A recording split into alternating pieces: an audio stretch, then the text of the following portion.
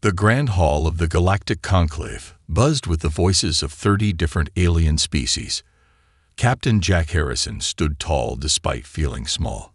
His blue uniform of the Earth Defense Fleet was crisp and new compared to the elaborate robes and armor of the other delegates. "Remember," said his second-in-command, Lisa Daniels, "we're here to make friends, not enemies." Jack nodded. Earth had only discovered faster-than-light travel 5 years ago.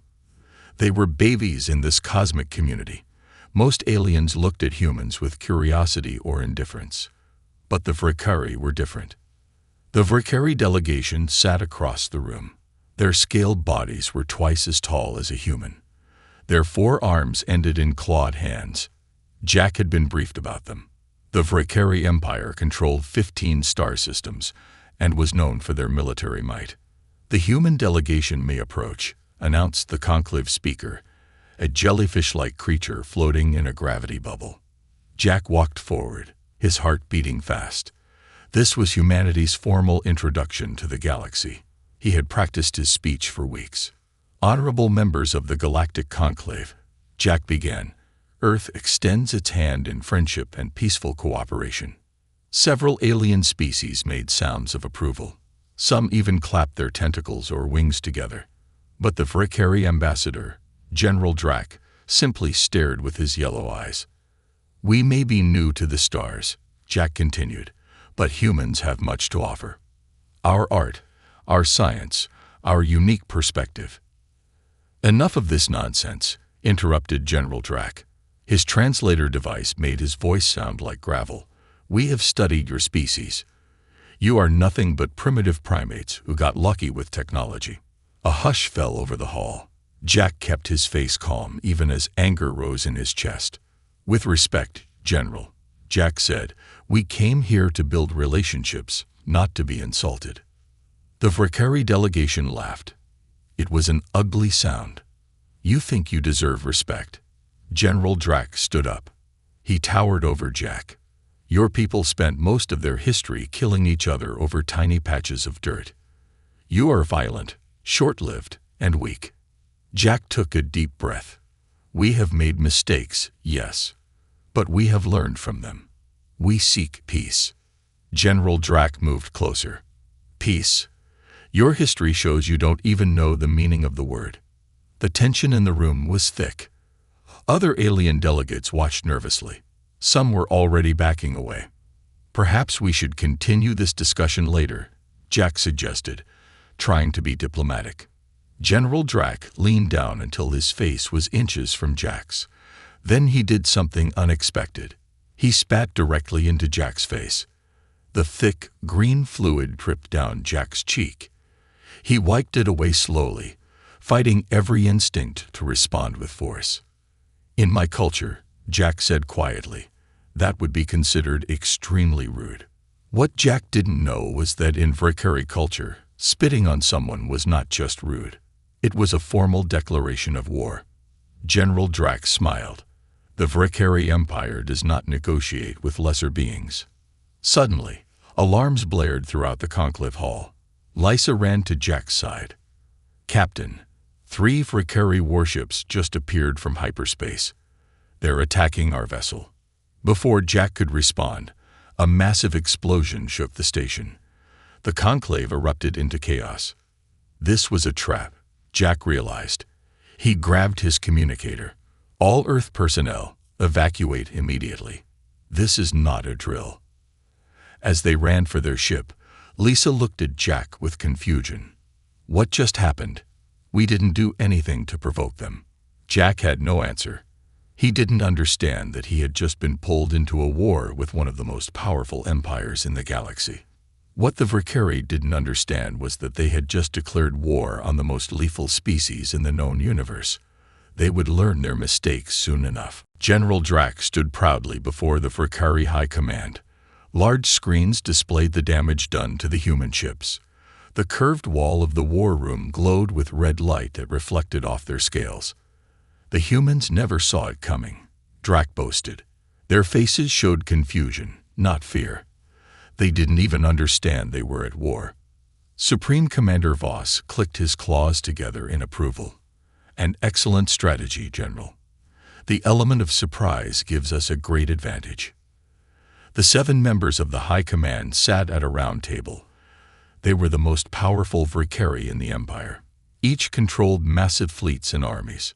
"Show us what we know about these humans," ordered Voss. A hologram appeared in the center of the table. It showed human anatomy.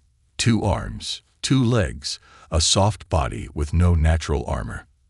"As you can see," said General Drac, "humans are physically weak. They have no claws, no venom, and poor senses. Their planet has low gravity, making their bones fragile compared to ours.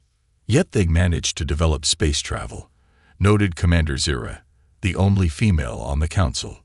Drac waved a dismissive hand. "Pure luck." Their scientific development was chaotic and unplanned.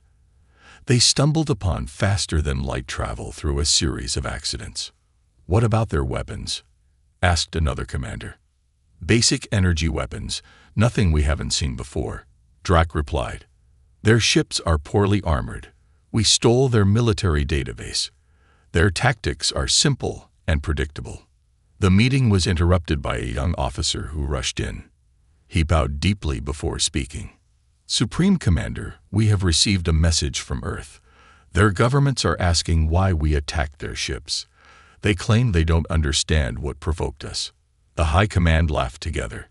It was a harsh, grating sound. "They play innocent," said Voss. "How amusing." "Shall I prepare a response?" asked the young officer.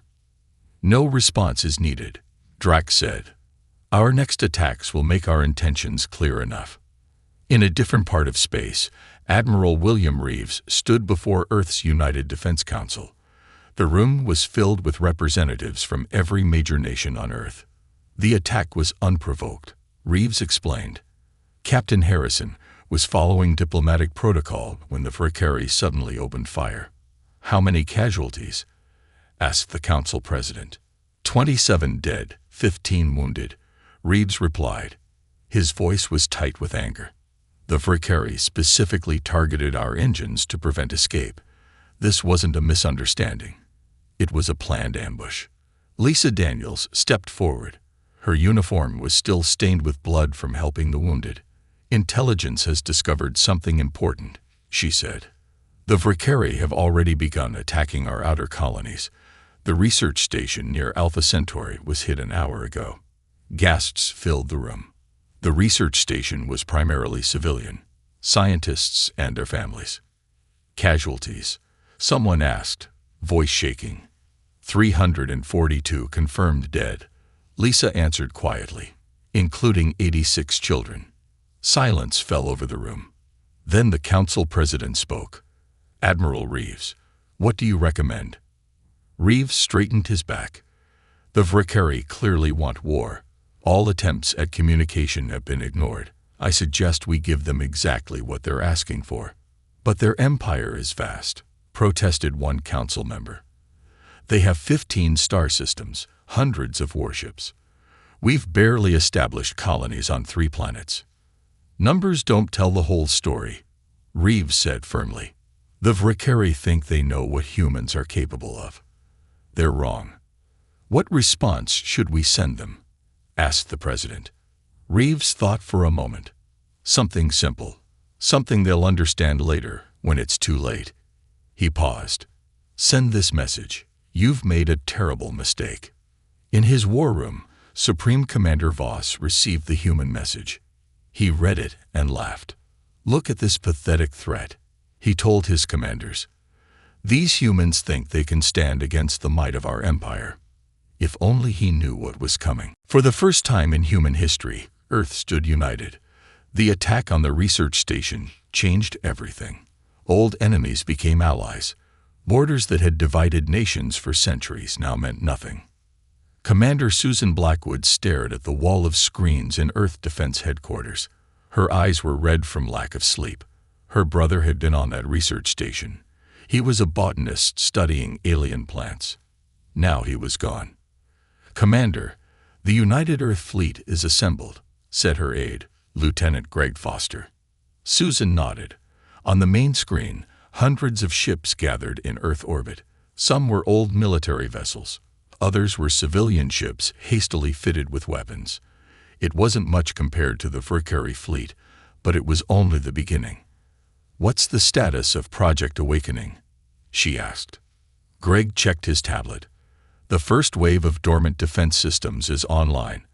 The Fictional don't know about them." Susan allowed herself a small smile. For decades, Earth nations had hidden their most advanced weapons from each other. Now those secrets were being shared and deployed together. "And the AI combat systems?" "Ready," Greg replied. "We kept those off the official military database that the Fictional stole. They have no idea what's coming." In another part of the galaxy, a Fictional scout ship detected an unusual signal. They followed it to a small human vessel that appeared to be damaged. "Prepare to board," ordered Captain Krell. "Take prisoners for questioning." The Fictional soldiers stormed the human ship with weapons ready. They found 5 human crew members who immediately raised their hands in surrender. "You are now prisoners of the Fictional Empire," announced the Fictional leader. "Resistance is useless." The humans exchanged glances. Then something unexpected happened. Instead of surrendering, the humans attacked with hidden weapons. They fought fiercely despite being outnumbered. Captain Krell watched in disbelief as his soldiers reported the battle. "Why don't they surrender? They can't win." When the last human fell, the Fictional searched the ship. They found something strange. The ship's engine was rigged to explode. The humans had been fighting to buy time. If the Fictional hadn't discovered it, the explosion would have destroyed both ships. "This makes no sense," Krell said. "Why would they choose death over capture?" On the Fictional homeworld, an elderly alien named Professor Zex requested a meeting with the High Command. He was not Fictional but Galarian, a species known for their long lives and extensive knowledge of galactic history. "I must warn you about these humans," Professor Zex told them. His voice was thin with age. "I have studied thousands of species. Humans are different." General Drac laughed. "Different how? They are weak and primitive." "Have you studied their history?" asked the professor. "Humans fought thousands of wars against themselves. They developed weapons that could destroy their own planet. They survived disasters that should have ended their civilization multiple times. Ancient history," dismissed Supreme Commander Voss. "Their current military is no match for ours." "You do not understand," insisted Professor Zex.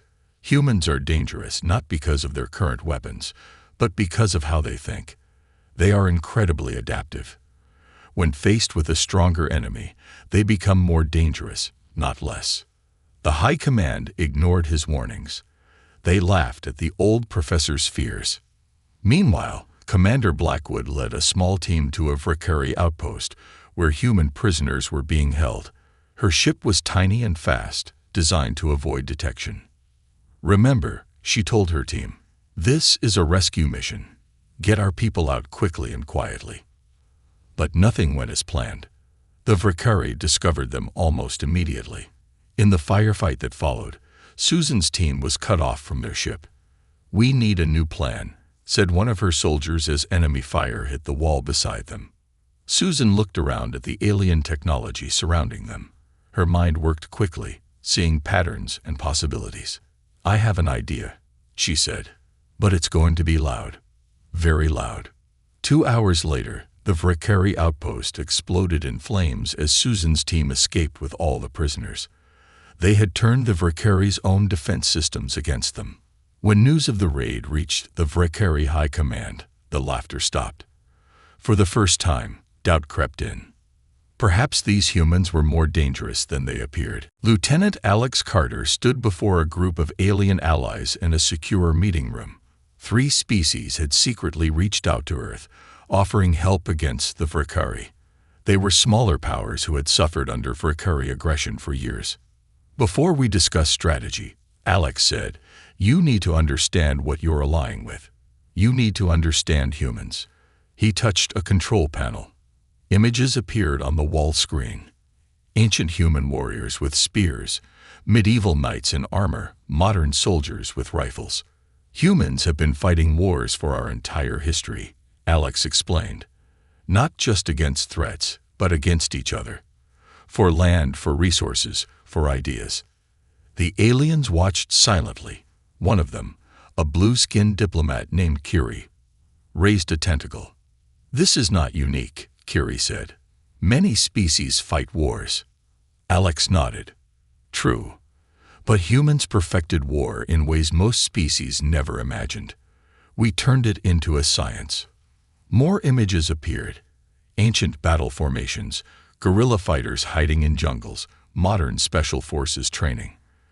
When the Vrikari attacked us, they expected us to fight according to galactic conventions of warfare, Alex continued.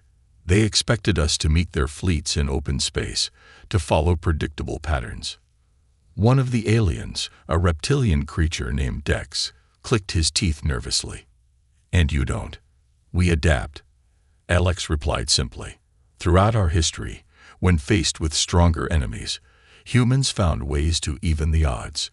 We developed tactics that seemed dishonorable to some, but effective to us." Meanwhile, in a distant star system, a lone human destroyer named the Defiant approached a Vrikari patrol of 3 warships. The Vrikari ships were larger and more heavily armed. "They spotted us," reported the Defiant's sensor officer. "They're moving to surround us." Captain Frank Martinez nodded calmly. "Right where we want them. Begin Operation Trojan." The Defiant sent out a distress signal, appearing damaged and vulnerable. The Vrikari ships moved closer, eager for an easy kill. "They're within range," said the weapons officer. "Now," ordered Martinez. The Defiant suddenly released dozens of small objects. They looked like debris, but each contained a powerful explosive. At the same time, the ship's engines fired at full power, pulling away faster than the Vrikari expected. The Vrikari commander laughed. "They're running away and dropping garbage behind them. Pathetic."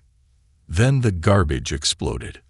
The blasts created a chain reaction with the Vrikari ship's own weapon systems. All 3 warships were destroyed. The Defiant didn't survive either. Captain Martinez and his crew had known it was a one-way mission. They had volunteered anyway. Back at the Alliance meeting, Alex showed footage of the battle. "1 human ship for 3 Vrikari capital ships," he said quietly. "We call it an acceptable trade." The aliens looked disturbed. This was not how wars were fought in the civilized galaxy. "But the crew," started Kiri. "Volunteered," Alex finished, "because they knew their sacrifice would save more lives in the long run." In the Vrikari High Command, Supreme Commander Voss slammed his fist on the table. "How are they predicting our movements?" he demanded. "We change our codes daily, yet they're always 1 step ahead." General Drac had no answer. The war was not going as planned. Humans didn't fight like any enemy they had faced before. Professor Zex was invited back to speak. This time, they listened. "Humans evolved as predators," the old alien explained. "Apex predators on their own world. They understand predatory thinking because they are predators themselves."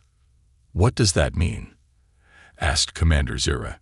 "It means they think like you do," replied Professor Zex. "They can predict what you will do because they ask themselves, 'What would I do if I were hunting?' And then they set traps accordingly." For the first time, fear flickered in the eyes of the Vrikari High Command. "Then how do we defeat them?" asked Supreme Commander Voss. Professor Zex shook his head sadly. "I'm afraid you already made your biggest mistake. You killed their young." He looked at each Vrikari commander in turn. There is nothing more dangerous in the galaxy than a human protecting its children, or a human seeking revenge for them. 6 months into the war, the tide had turned. The Vrikari, who had expected a quick victory, were now losing territory daily. Their once mighty empire was shrinking as humans pushed forward on multiple fronts. Sergeant Maria Vasquez lay perfectly still in the tall purple grass of planet Nexus 7. The colony had been under Vrikari control for 3 months. Maria and her team had been on the ground for 5 days, barely sleeping, watching and waiting. "Target convoy approaching," whispered Corporal Ryan Lee through their secure comm channel. "6 vehicles, 22 soldiers by my count." "Copy that," Maria replied. She checked her weapon one last time. "Everyone in position. Remember, we hit hard and fast." What followed was not a fair fight. The Vrikari never saw the attack coming. Maria's team had studied their patrol patterns, identified their weaknesses, and struck at the perfect moment. Within minutes, the convoy was destroyed and the human team disappeared back into the wilderness. This same scene was playing out across dozens of occupied worlds.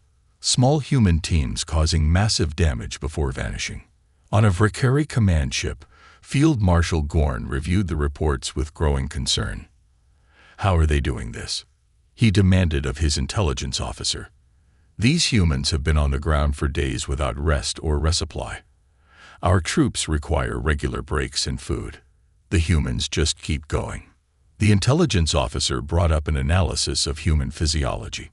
"We've learned something disturbing about humans. They evolved as what they call persistence hunters. Before they had weapons, they would chase prey until it collapsed from exhaustion." "What does that mean for us?" asked Gorn. "It means they can keep fighting long after our troops are exhausted. They can go days with minimal sleep and still function. Some of their soldiers have been awake for 72 hours straight and still complete complex missions." Field Marshal Gorn stared at the data in disbelief. No Vrikari could function without proper rest cycles. Their biology simply wouldn't allow it.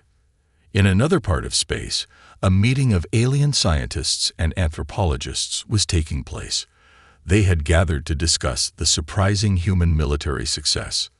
"The most remarkable thing about humans," said Dr. Plex, a leading xenobiologist, "is not their technology but their adaptability. They learn from every encounter." She showed the group examples of human equipment captured early in the war compared to current versions. "See how they modify their armor after first contact with Vrikari weapons. They've improved their shields to counter Vrikari energy signatures, and their weapons now exploit the weak points in Vrikari ship designs." "How quickly did they make these changes?" asked one observer.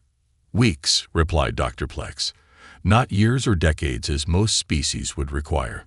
Their industrial base completely reoriented for war production in less than a month." Back at Vrikari High Command, Supreme Commander Voss faced reality. The war was not winnable in its current form. "We must sue for peace," he told his commanders. "We can offer to return to the pre-war boundaries." "The humans will never agree," said Commander Zira. "They keep pushing forward." Nevertheless, the Vrikari sent peace envoys to Earth. They were surprised when Admiral Reeves agreed to meet them. "We offer a return to previous boundaries," said the Vrikari diplomat. "All hostilities will cease." Admiral Reeves listened patiently. When the Vrikari finished speaking, he leaned forward. "That would have been acceptable 6 months ago, before you attacked our civilians," he said calmly.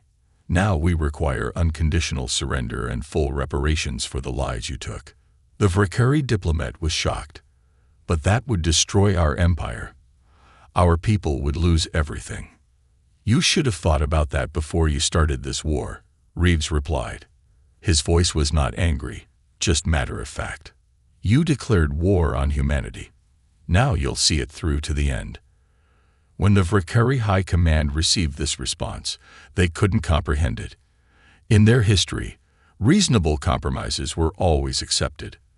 The human demand for total victory seemed extreme and unnecessary. "If they won't accept reasonable terms," declared Supreme Commander Voss, "then humans are a threat to galactic peace itself. They must be eliminated, no matter the cost." What the Vrikari failed to understand was that humans had one quality no other species had encountered before: the absolute refusal to give up, no matter the odds. The Vrikari launched their most desperate attack yet. A massive fleet jumped into Earth's solar system, bypassing the outer defense lines. Their target was Earth itself. If they could strike at the human homeworld, perhaps they could break their spirit. Commander Olivia Wright received the alert in Earth Defense Headquarters buried deep beneath the Rocky Mountains. Warning lights flashed red across every screen. Fictional fleet detected, announced the AI monitoring system. 214 warships. Estimated time to Earth orbit: 6 hours. Olivia's face remained calm as she pressed the emergency broadcast button. Her voice would now reach every human settlement in the solar system. This is Commander Wright. Earth Defense Protocol Dragon is now active. I repeat, Dragon is now active. Across Earth and throughout the solar system, people moved with practiced efficiency. This was not panic. This was preparation. For months, every human had trained for this possibility. In orbit, civilian space stations transformed. Hidden weapon systems emerged from what had appeared to be ordinary structures. Mining ships revealed military-grade shields. Even passenger liners carried surprise defenses. On Earth's surface, people moved into underground shelters. But these were not just hiding places. Each shelter contained manufacturing equipment. The entire human population was now part of the war effort. The Fictional fleet approached confidently. Their sensors detected Earth's official military forces gathering to meet them. The human fleet was much smaller, only 48 warships. "This will be a glorious victory," said Fleet Admiral Krell to his officers. "Their pathetic defense will be crushed, and we will bombard their cities until they surrender." What the Fictional didn't know was that Earth had been preparing for this moment since the first day of the war. The official fleet was just the visible part of their defense. As the Fictional entered Earth orbit, Commander Wright gave another order: activate Sleeping Dragon. Suddenly, thousands of objects throughout the solar system came to life. Asteroids that were actually disguised weapon platforms, satellites that contained powerful energy weapons, even space debris that turned out to be smart mines. The Fictional fleet found itself surrounded and under attack from all directions. "What is happening?" screamed Fleet Admiral Krell as his flagship shook from multiple impacts. "Where are these attacks coming from?" On his tactical display, new enemy signatures appeared every second. The space around Earth was alive with weapons that had been hiding in plain sight. Even more shocking to the Fictional was when civilian ships joined the battle. Cargo vessels rammed into Fictional warships at full speed. Passenger ships sacrificed themselves to protect military vessels. A Fictional captain watched in horror through his view screen as a human mining vessel, clearly piloted by ordinary workers, not soldiers, deliberately collided with his cruiser's engines. "These humans are insane," he told his second-in-command. "They're sacrificing civilians. That's against all galactic war conventions." What he didn't understand was that for humans, there was no distinction between military and civilian when their home was threatened. Every human became a defender. In her command center, Olivia coordinated the battle with cold efficiency. Screens showed the Fictional fleet being torn apart. Of the original 214 ships, less than 50 remained after just 2 hours. "They're retreating," reported her tactical officer with satisfaction. Olivia nodded. "Let some escape. We want them to tell the others what happened here." As the surviving Fictional ships fled the solar system, they carried with them terrifying stories. The humans didn't just fight with their military. Their entire civilization was a weapon. Professor Zex met with the remaining Fictional High Command members. Several chairs stood empty. Their occupants had been on ships destroyed in the failed Earth attack. "Now do you understand?" the old alien asked quietly. "Humans don't just use weapons.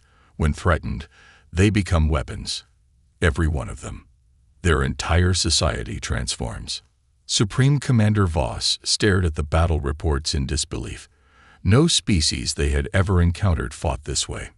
"We must strike back harder," he insisted, though with less conviction than before. Professor Zex shook his head sadly. "I fear you have awakened something that cannot be stopped.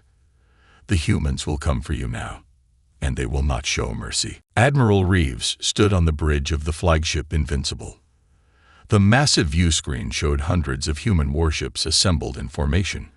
It was the largest fleet humans had ever built. "All ships report ready, Admiral," said his communications officer. Reeves nodded. "Begin the jump sequence." Destination: Fricari Prime. The human fleet vanished into hyperspace, bound for the heart of Fricari territory. The final offensive had begun. Captain Eric Russell led a team of 12 special operations soldiers. Their ship was tiny, designed to avoid detection. While the main fleet would engage the Fricari forces directly, Eric's team had a different mission. "We'll have one chance at this," Eric told his team as they approached Fricari Prime. "Our job is to infiltrate the Imperial Palace and capture their military command codes." His second-in-command, Lieutenant Sofia Garcia, studied the holographic map of their target. "Security will be extreme. The entire planet is on high alert. That's why they won't expect us to land right in the capital city," Eric replied with a grim smile. "Sometimes the boldest move is the safest." Their ship slipped through the Fricari defenses by hiding in the shadow of a cargo vessel. They landed in an industrial zone and quickly disguised themselves as maintenance workers. Meanwhile, the human fleet emerged from hyperspace at the edge of the Fricari system. Alarms blared across every Fricari military installation. "Human fleet detected," shouted a Fricari officer. "Over 500 warships."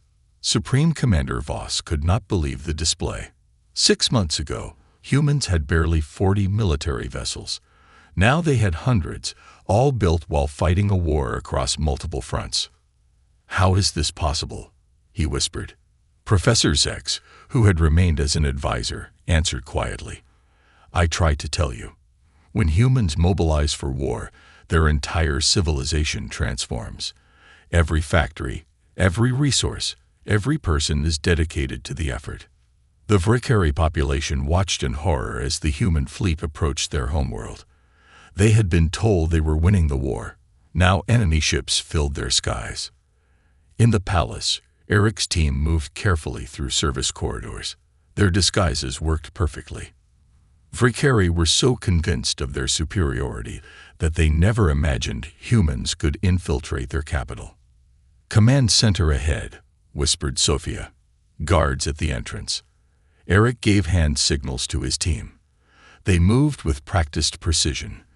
The guards were neutralized silently, and the team entered the command center. Inside, they found something they hadn't expected: data files for a doomsday weapon. The Fricari Emperor had ordered its construction in secret. If activated, it would create a chain reaction that would destroy not only Fricari Prime, but several nearby star systems. "We need to warn the fleet," Eric said urgently. He copied the files while his team secured the room. Aboard the Invincible, Admiral Reeves received Eric's message. The situation had suddenly become more complicated. If they pushed the Fricari too hard, the Emperor might activate the weapon out of desperation. "All ships hold position," Reeves ordered. "Do not advance further." The human fleet stopped its approach, maintaining a blockade formation around the planet. The Fricari Emperor, a massive figure named Drex, addressed his military council.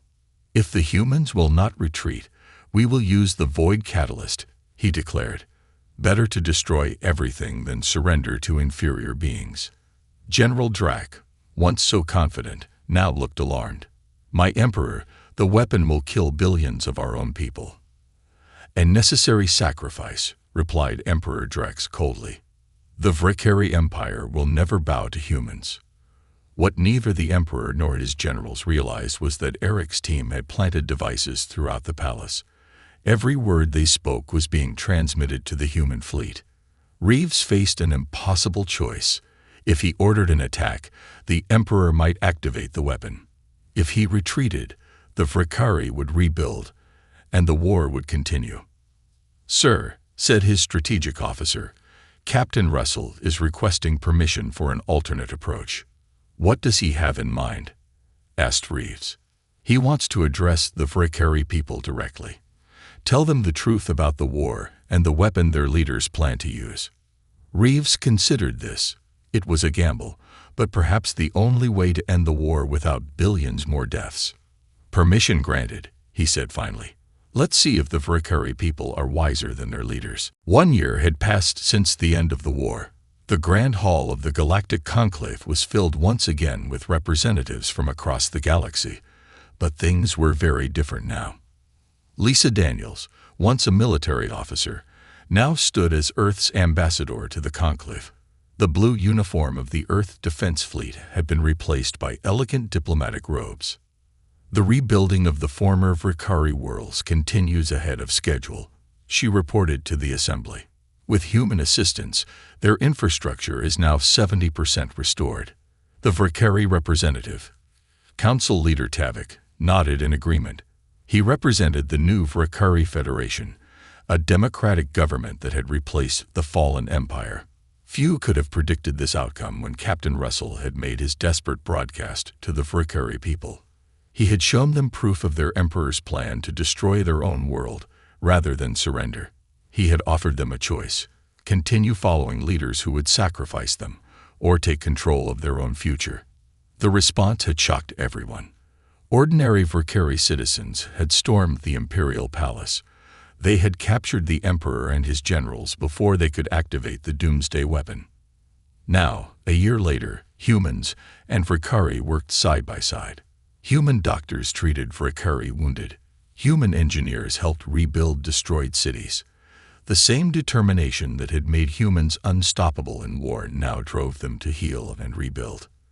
After the meeting, Ambassador Daniels walked through the gardens outside the conclave hall. A young Vrikari approached her hesitantly. He was barely an adult, his scales still bright with youth. "Ambassador, may I speak with you?" he asked. Lisa smiled. "Of course. What can I help you with?" "My name is Krell. I lost my parents in the war," the young Vrikari said. "Now I study at a school rebuilt by humans. My teachers are human. The doctors who treated my injuries were human."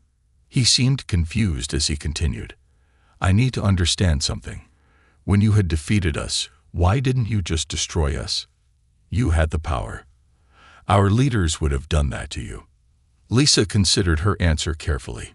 "Destroying an enemy is easy, Krell. Building something together is harder, but more worthwhile." "But we killed your people first," Krell insisted. "We attacked without true provocation." "Yes, you did," Lisa acknowledged, "and we fought back with everything we had. But humans learned something important from our own bloody history. They walked together past flowering plants from a dozen worlds. The most dangerous weapon humans possess isn't our technology or our persistence," Lisa explained. "It's our ability to choose, to decide when not to use violence, even when we could." Krell thought about this. "My history teacher said humans are dangerous because you can be ruthless, but valuable because you can be merciful." Lisa smiled. "That's a good way to put it." Across the garden, Admiral Reeves, now retired, was speaking with delegates from several species. They were discussing a joint defense pact with Earth. "Make humans your enemies, and you will regret it," one delegate was saying. "But make them your allies, and you will never fear aggression again." The old admiral nodded but added, "Just remember, the choice to be peaceful is exactly that. A choice. One we make daily." As the sun set over the conclave, representatives from 30 species gathered for a formal dinner. Human and Vrikari sat side by side, former enemies now working toward a common future. A toast was raised by the conclave speaker, to understanding between worlds. In a quiet moment, Professor Zex approached Lisa. The elderly alien looked pleased. "You know," he said, "there's a new saying spreading through the galaxy. Make friends with humans, for they are the most dangerous enemies and the most valuable allies in the known universe." Lisa raised her glass. "To friendship, then." Across the stars, on worlds once ravaged by war, humans and Vrikari worked together to build something new. The same determination that had made humans lethal in battle now made them extraordinary in peace. The most dangerous species in the galaxy had proven something important.